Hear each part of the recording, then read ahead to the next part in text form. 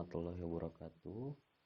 Selamat pagi, selamat siang, sore, dan malam semuanya.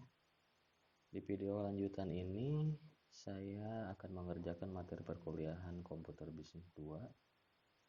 Tugasnya adalah menganalisis saham melalui beberapa situs yang disediakan, menganalisis dengan analisis fundamental ataupun teknikal, kemudian membeli saham dan menjual saham. Untuk mempersingkat waktu, akan langsung saya kerjakan. Mungkin nanti sahamnya hanya satu saja yang dicontohkan, bagaimana cara saya menganalisis dan membeli sahamnya. Oke, setelah saya cek berulang-ulang di beberapa perusahaan yang menarik minat saya untuk membeli sahamnya, itu ada beberapa perusahaan, diantaranya adalah Indofood, kemudian BCA, dan juga Sampurna Tbk.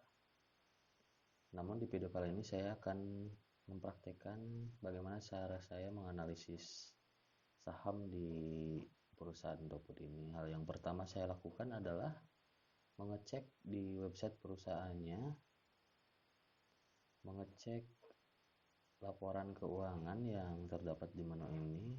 Kebetulan saya juga sudah download dan sudah baca-baca di laporan keuangan tahun 2018 dan juga 2019. Sesuai dengan arahan atau cara menganalisis, saya ini menggunakan cara analisis fundamental, di mana analisis fundamental ini menurut saya cukup populer dilakukan oleh investor-investor ternama seperti Warren Buffett. Beliau adalah investor yang sudah terkenal di dunia saham. Setelah saya googling dan cari tahu caranya, saya menyimpulkan beberapa kajian. Ini diantaranya yang sudah saya ketik ini. Analisis fundamental saham yang pertama akan saya lakukan adalah menilai kinerja dan kondisi perusahaan. Nah, bagaimana cara menilai kinerja dan kondisi perusahaan? Itu saya melihat dari laporan keuangan tahunan. Laporan keuangan tahunan ini bisa di-download di website resmi dari perusahaan atau emiten yang kita analisis, dan juga bisa di-download gratis di idx.co.id. Nah, untuk perusahaan Indofood ini menurut saya cukup bagus. Di perusahaan ini selama tahun per tahun itu modalnya terus bertambah, profit terus bertambah, meskipun di 2020 kemarin sempat turun dikarenakan mungkin kendala pandemi corona. Selain itu, saya juga memilih Indofood ini dikarenakan harga sahamnya pantas dengan produk-produknya. Adapun produk-produk yang dimiliki oleh Indofood ini sangat banyak sekali.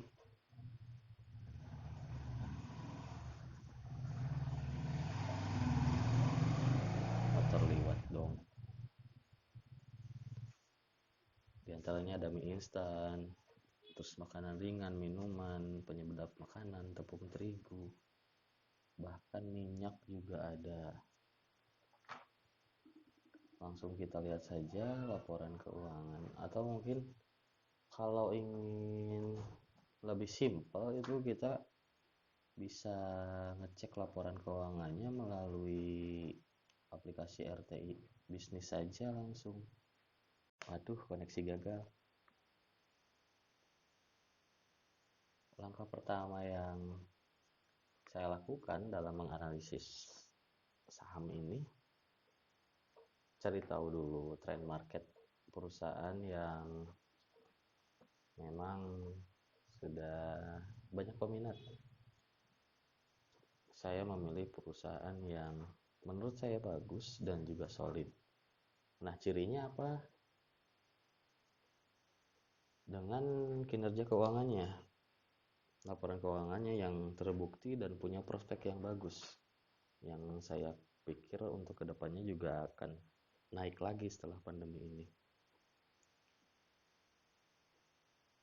Saya juga sudah mengecek laporan keuangan dari 2017, 2018, 2019, 2020 dan prospeknya bagus. Seperti itu, makanya saya putuskan untuk membeli nantinya saham di Indofood ini.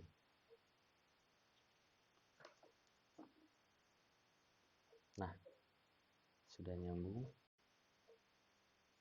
Langsung saya buka saja aplikasi RTI Bisnis ini di handphone. Nah, kita tinggal langsung cari saja di sini.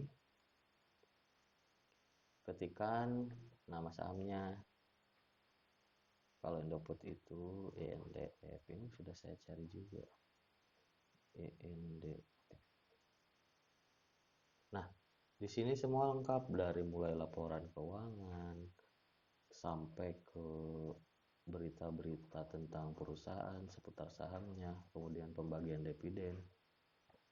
Sangat lengkap sekali. Jadi enak buat saya yang pemula untuk menganalisis perusahaan ini secara fundamental, baik itu fundamental maupun teknikal.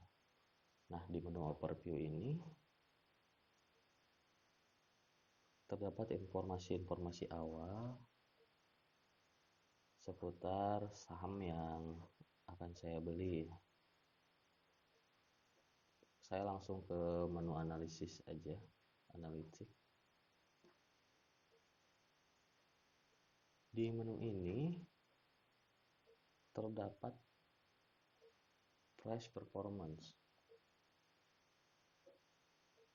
Nah, di sini juga ada keterangan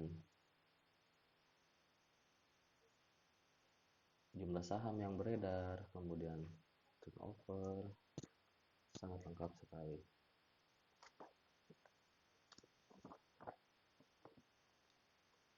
Di sini juga ada harga closing yang diurutkan berdasarkan periode ini dari mulai 1 hari sampai dengan 5 tahun. Kemudian ada juga perbandingan harga saham saat ini hingga dengan durasi waktu 1 sampai 5 tahun juga. Kemudian di bawah juga banyak investor chart, top buy and sell juga ada. Nah, cara saya menganalisis perusahaan ini langsung ke menu finansial. Nah, menu finansial ini ada apa aja? Sangat enak sekali, tinggal diklik panah yang ke bawah ini. Nah, ada kuartal, annual, income statement, balance sheet, sampai ke growth. Ini kita bisa lihat satu-satu. Yang pertama ingin saya lihat ini ada yang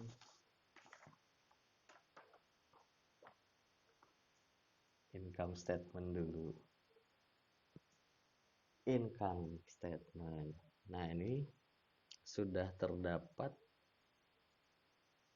datanya dari mulai 2019 sampai dengan 2020 ya, Desember.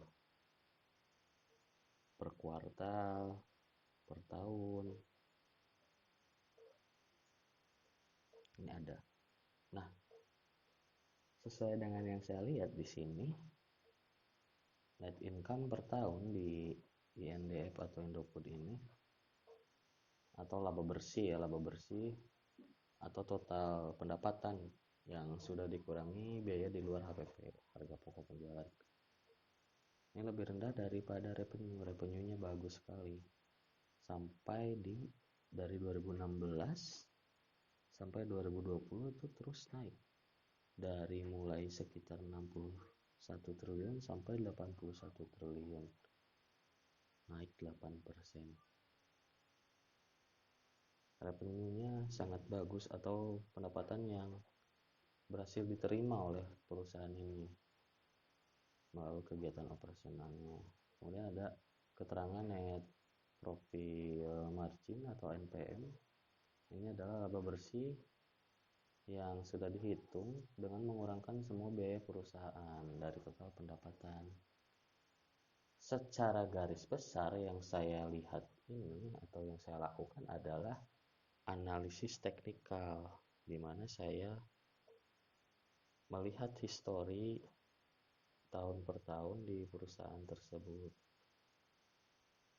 Tapi kalau analisis fundamental juga sama, hanya saja dilihatnya lebih terperinci dari mulai latar belakang perusahaan, kemudian latar belakang komisaris, direktur perusahaannya, dan juga laporan keuangannya. Berhubung saya masih belajar, saya juga masih mencari-cari bagaimana cara yang enak nih buat nentuin si perusahaan ini bagus atau enggak kalau kita beli sahamnya. Langsung ke menu balance sheet.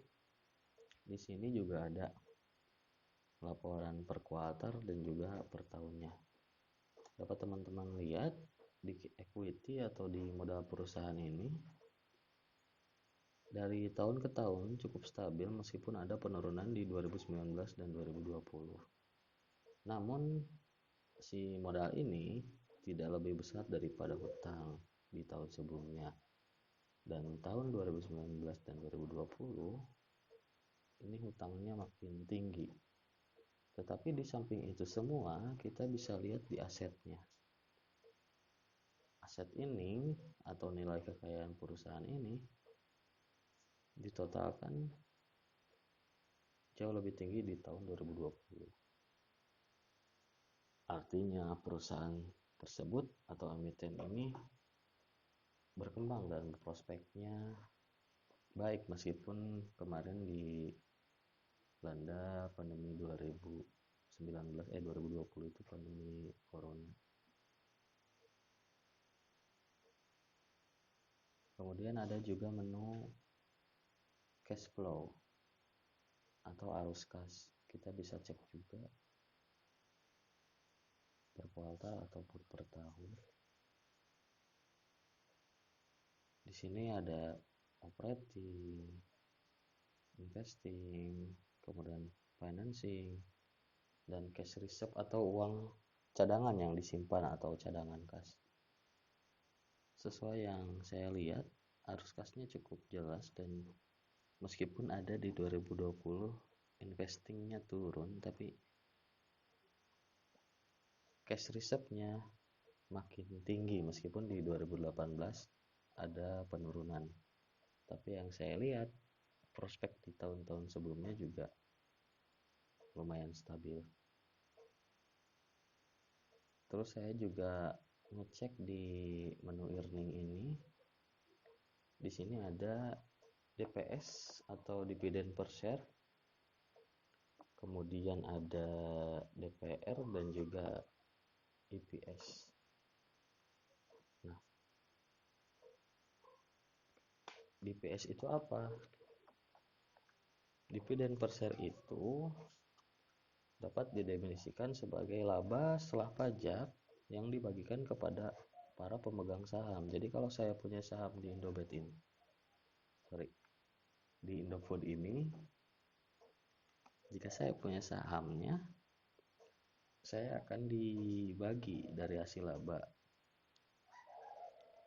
Yang saya lihat ini cukup stabil, sangat stabil.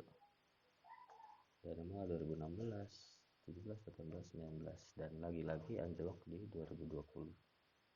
Namun yang tadi saya sebutkan, karena yang saya lihat juga semua perusahaan sama anjloknya kecuali kesehatan mungkin belum saya lihat ataupun farmasi. Kemudian ada earning per share. Ini earning per share itu laba bersih dibagi dengan jumlah saham yang beredar.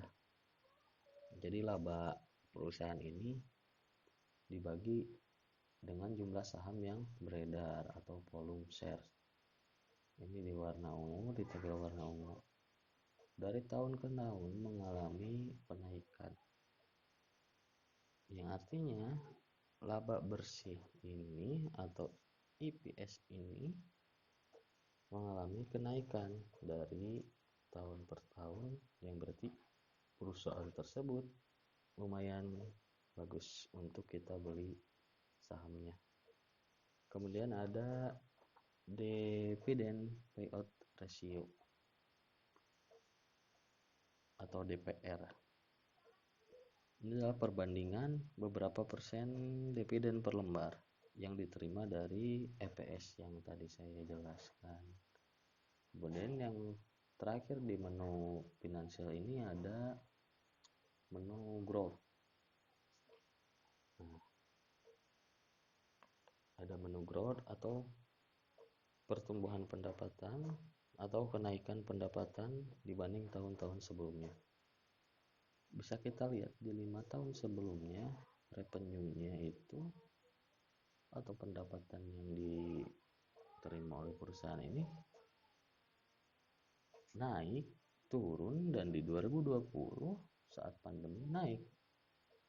Berarti dengan melihat ini saya berpikir bahwa untuk kedepannya perusahaan ini juga ada kemungkinan buat growth gitu revenue-nya. Kemudian ada net income.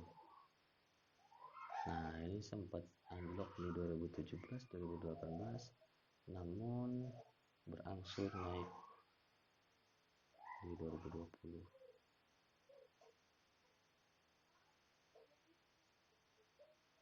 Nah, digeser lagi ke menu sebelahnya. Nah, enaknya di RTI ini berita-berita tentang seputar perusahaan yang akan kita analisis ini sudah ada di sini.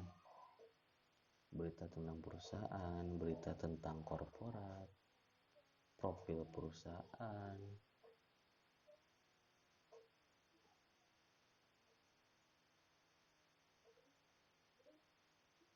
sampai ke call action. Ini bisa dipilih dividen atau RUPS. RUPS itu rapat umum pemegang saham. Nah, ciri perusahaan yang baik adalah perusahaan yang selalu atau konsisten membayar dividen atau membagikan labanya kepada para pemegang saham. Nah, ini terdapat data-datanya di sini semua. Dari mulai 2016, 17, 2018, 2019, 2020, bahkan 2018 di dua kali pembagian. Dan maka dari itu saya lumayan tertarik dengan perusahaan atau emiten ini. Nah, untuk lebih meyakinkan, saya sudah mengecek di website resminya, saya sudah baca-baca di laporan tahunannya. Nah, di sini.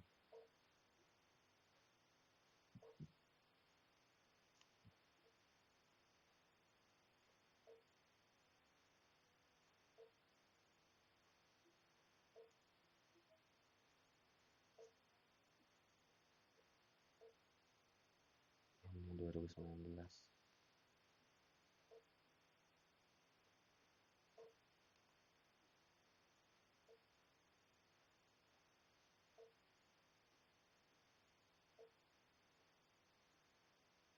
Nah, di laporan keuangan ini saya melihat laporan 5 tahun terakhir dari mulai 2015 sampai 2019. Karena tadi saya sudah melihat sebagian data di RTI, jadi saya langsung aja lihat ke laporan keuangan untuk lebih meyakinkan.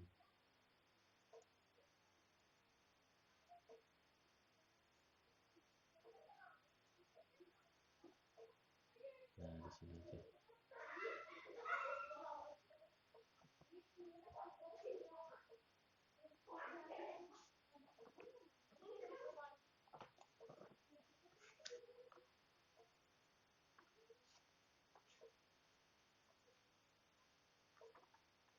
kita bisa lihat penjualan, laba perusahaan dari tahun ke tahun meningkat, kemudian equity atau modalnya dari tahun ke tahun meningkat. Ya, cukup meyakinkan bagi saya untuk mencoba membeli saham di Indofood ini. Kemudian saya juga sudah melihat brand-brand atau merek-merek yang dibawa Indofood ini. Ada Indomie, Sarimi, Popmi, Citos, Citato, macam-macam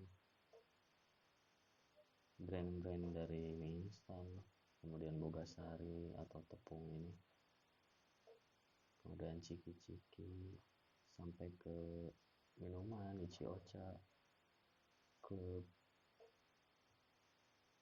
sampai ke minyak seperti Bimoli dan margarin Palmia. Di laporan keuangan juga terdapat histori perusahaan dari mulai berdirinya perusahaan sampai saat ini, pencapaian-pencapaian yang telah mereka raih.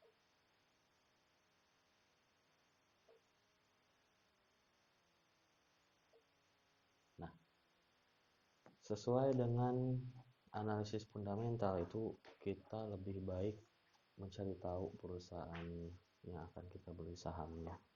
Ibaratkan kita akan membeli perusahaan ini, jadi kita harus tahu isinya ada apa aja, brandnya ada apa aja, siapa yang mengelolanya. Ini ada komisaris utama, sambutan, jajaran komisaris, jajaran direktur juga ada di laporan keuangan ini. Kita lanjut ke bawah aja.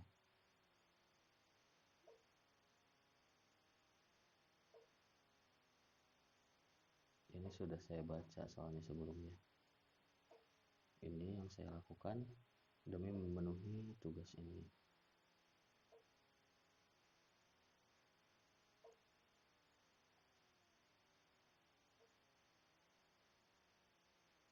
Nah, aset lanjut.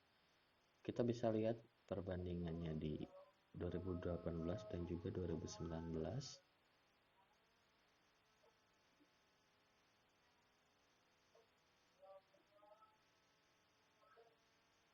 Kemudian hutang perusahaan tersebut di 2018 dan 2019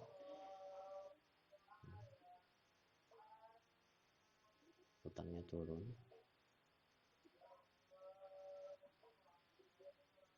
Kemudian equity-nya, intinya untuk sebelum membeli saham ini saya sudah membaca laporan keuangannya, kemudian sudah membaca jajaran komisaris, latar belakangnya dan direkturnya, program dan brand apa saja yang dikelola oleh emiten ini. Kemudian juga sudah melihat-lihat isi dari website resmi. Nah, untuk mempersingkat waktu, lagi-lagi akan saya praktekkan membeli saham Indofood ini di aplikasi RTI dan juga Stockbit nanti. Nah, hal pertama yang harus saya lakukan adalah menuju ke menu trade, kemudian IDX Virtual Online Trading. Ini saya sudah punya akun, tinggal klik login saja. Nah, tinggal ditulis kodenya Indofood INDF. Kalau saya mau beli sekarang itu harganya 6.725.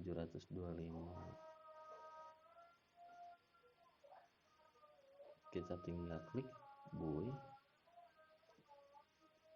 Maksimal instruksi yang diberikan oleh Pak Muhtar adalah 5 juta untuk saldo yang diberikan.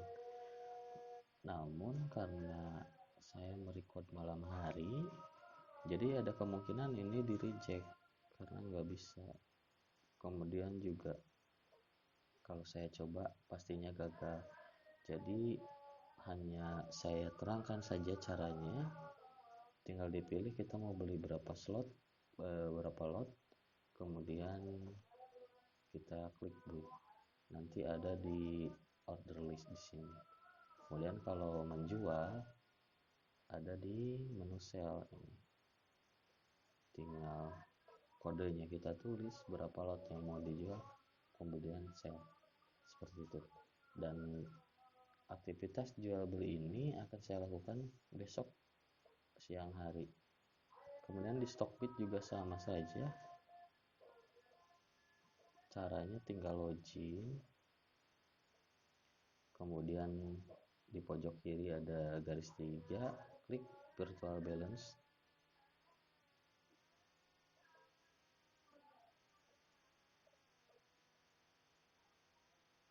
Demo virtual trading,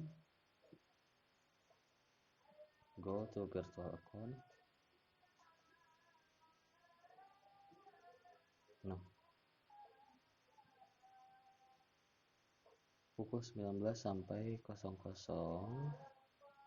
virtual trading ini maintenance, dan aktivitas jual beli saham ini hanya bisa dilakukan kalau nggak salah dari mulai jam 9 pagi sampai jam 4 sore. Jadi karena saya recordnya malam hari pulang kerja, jadi mohon maaf untuk aktivitas jual beli saham akan saya lakukan besok hari,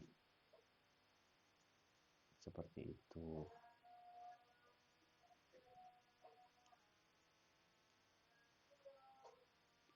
Oke teman-teman, seperti itu saja aktivitas yang saya lakukan sebelum membeli saham di Stockbit dan juga RTI.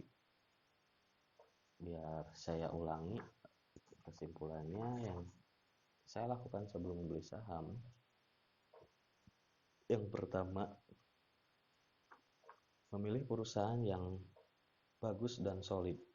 Bisa dicek dari website resmi, kemudian dicek dari berita-berita tentang perusahaan tersebut, kemudian dilihat dari acuan harga saham yang pantas. Kita juga bisa hitung ya, acuan harga saham. Di acuan harga saham ini ada PBV,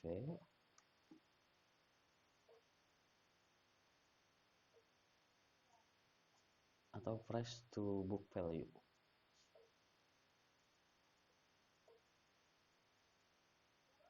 Nah, ini cara menghitungnya adalah harga saham dibagi jumlah saham beredar.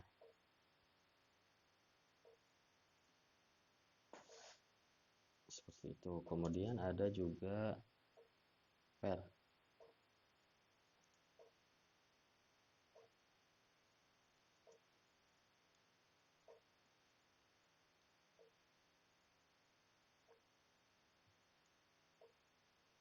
Ini cara menghitungnya. Harga saham per lembar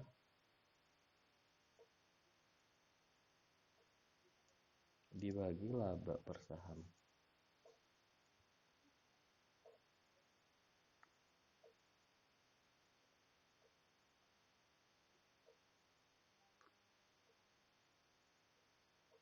Kemudian memonitor dan mengevaluasi saham secara rutin untuk memastikan apakah saham masih layak untuk diinvest atau tidak. Nah, ini ya yang saya lakukan.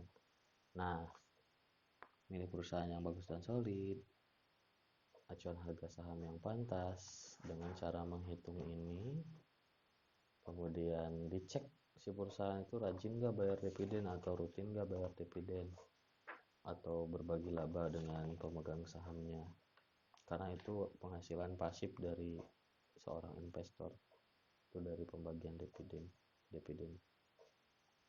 Kemudian dipastikan sumber informasinya valid. Nah, Gimana cara mencari informasi yang valid? Itu ada dua. Yang pertama dari web resmi perusahaan, kemudian dari bursa efek.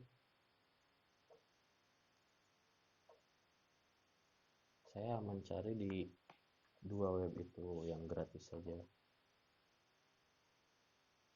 Nah, untuk kesimpulannya, bagi pemula seperti saya, mencoba mencari saham yang baik dengan mempelajari laporan keuangan, dengan cara analisis fundamental saham.